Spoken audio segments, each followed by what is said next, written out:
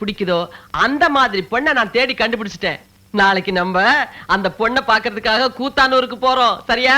கூத்தானூரா? எதுக்குடா அவ்வளவு பயப்படுற? பயப்படாத. அது இல்லம்மா, அது நீ பிறந்த ஊராச்சே. ஆமா. அப்போ அந்த பொண்ணு நல்லா இருக்க மாட்டாளே? ஏன்? ஏய் ஓடி வாடவா. பொண்ணே நில்லே நில்லுடா. என்ன நினைச்சிட்டு இருக்க? நான் அழகா இல்லையா? அப்புறம் எப்படி நீ அழகா பிறந்த? நான் எங்க அப்பா மாதிரி. அப்புறம் எப்படி அவர் என்ன கல்யாணம் பண்ணிக்கிட்டாரு? கூத்தானூர்ல கரண்ட் இல்லாதப்ப தாலி கட்டிருப்பாரு. போடா, கல்யாணம் பகல்ல தான் நடந்தது. மேக்கப் போட்டு மேனேஜ் பண்ணிருப்பேன். சிச்சி, நான் ஒரு ஷூட்டிங் ஹீரோயின் காட்ட இல்லடா, ஒரிஜினல் பியூட்டி. தெரியுமா? குட் நைட் அம்மா. Sweet dreams. குட் நைட் என் தங்க ராஜா. Good night. வேண்டாம்.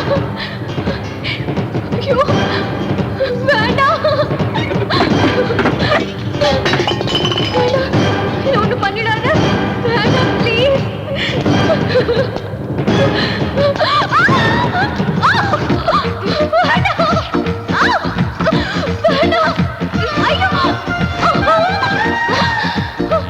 சரியான வாளுங்க. நீங்களும் இப்படிதான், உங்க பொண்ணுங்களும் இப்படிதான். சொல்லுங்க கேட்க மாட்டாங்க. பொண்ணு பார்க்க வராங்க, டிஃபன் செய்யணும், கொஞ்சம் ஹெல்ப் பண்ணுங்கன்னா உள்ள பெருசா ரேப் சீன் நடத்திட்டு இருக்காங்க.